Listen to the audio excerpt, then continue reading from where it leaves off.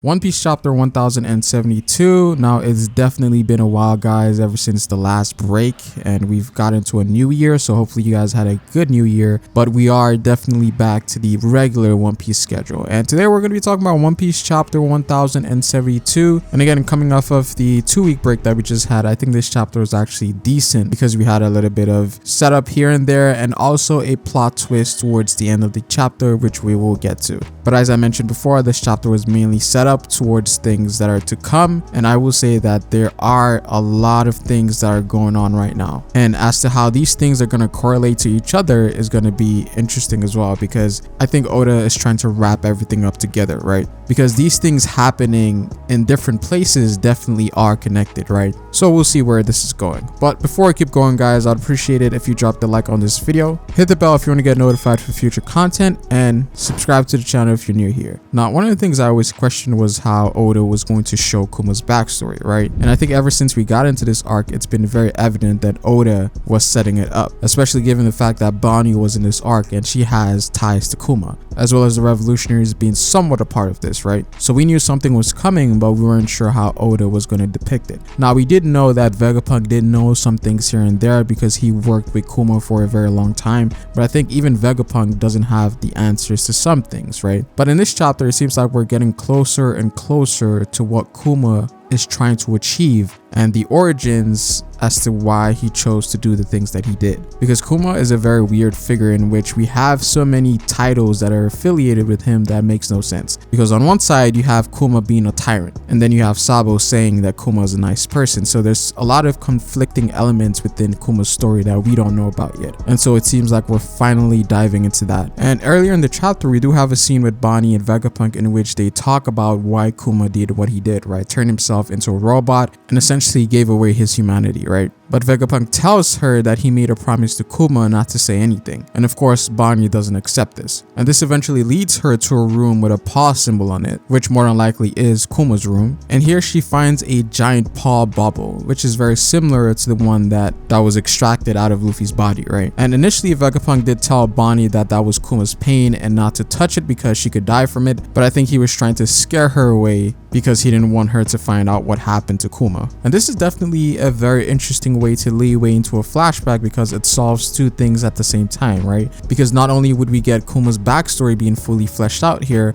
but we're also going to see Bonnie's reaction to all of this because she's an essential part. And of course, it's going to be more impactful because Bonnie is the one that's going to be revealing all of this. So I'm actually excited to see what comes next because Kuma's character has been very mysterious ever since the beginning of the story. Initially, we thought it was tied to the revolution, which it might still be, but it seems like there's even stuff that the Revolutionary Army or Dragon is not even aware of, which is very strange. So this is something that could be a lot bigger than we think. It is also interesting to note that Kuma's actions seem very similar to the robot from 200 years ago from the Fishman Rights movement, right? Kuma seems to be doing something very similar here. So I do wonder if this situation is connected to the robot incident, right? So I feel like Oda is definitely tying those two up together. And talk about Kuma here, this chapter also reminds us how broken his ability is, to the point where he's able to repel intangible stuff and make them tangible. So elements such as pain, imagination, thoughts, memories can be tangible with the use of his ability, which is actually insane when you think about it. And I did make a video a couple years ago talking about how Kuma has the potential to actually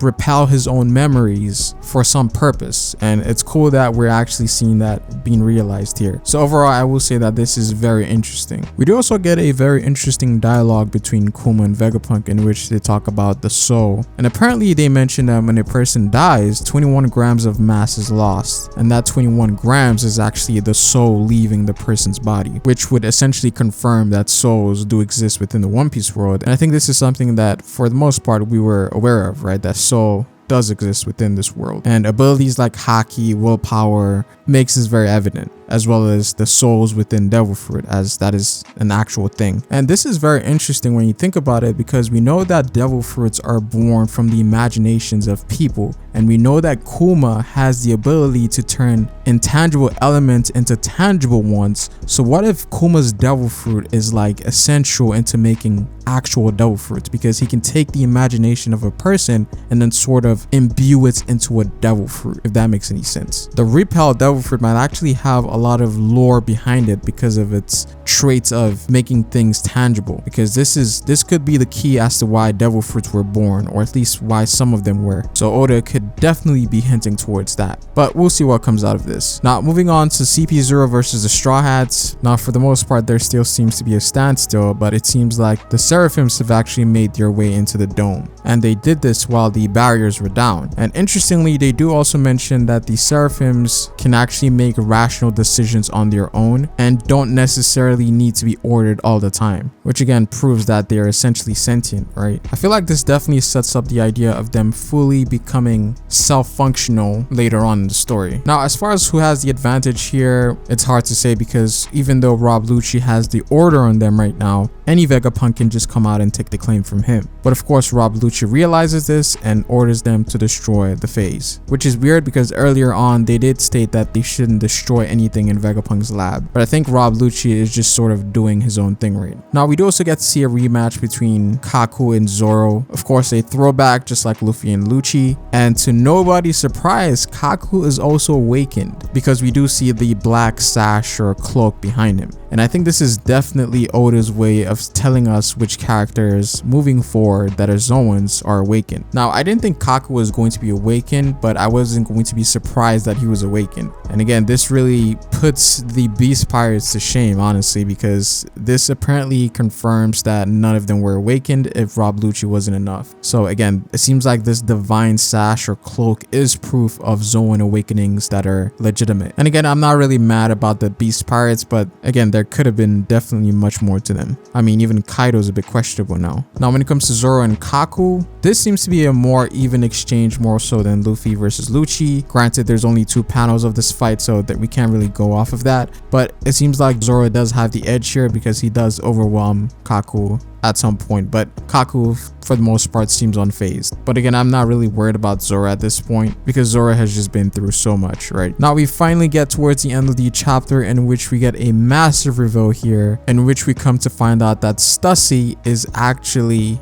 a clone, specifically a clone of Ms. Baking, and apparently she's the first successful clones of Mads, and I think this essentially confirms that she was the 5th person that we saw in the Mads cover page in the previous chapters. It also turns out that she has a devil fruit ability in which she was able to essentially make Kaku pass out from a bite, and it would seem that she's some sort of vampire mythical Zoan or a bat Zoan, one of the two. Now personally, I'm leaning towards the mythical Zoan more so than a regular Zoan because of the wings that show up on her back. It could also explain why she's so young, because maybe her ability allows her to suck blood to rejuvenate herself in some way, shape, or form. So it is very interesting that we do have a vampire devil fruit. Granted, there was a character in one of the One Piece games called Redfield that also had a mythical Zoan vampire fruit, so maybe Oda actually took that fruit from the game to implement it in the story. Now I will say that I've been always weary about Stussy. She was a character that sort of appeared out of nowhere, but Oda somewhat gave her some sort of highlight ever since Whole Cake, right? Now as to what she intends on doing here, we're not sure, but I think when Rob Lucci started to destroy the phase, I think that's when she took action, because I'm pretty sure she was the one to mention that they shouldn't destroy anything in the labs. So it seems that she's here on specific orders. Yeah, this was something that I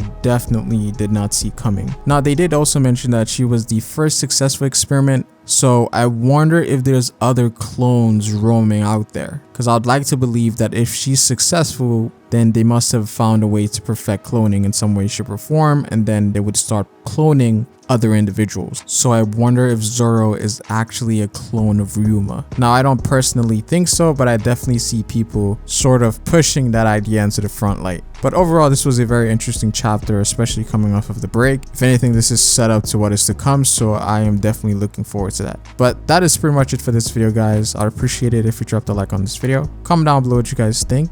Hit the bell if you want to get notified for future content on this channel, and subscribe if you're new here. You can follow me on Twitter at Ferrospace, but it is Ferro, guys, and I will see you folks later. Peace.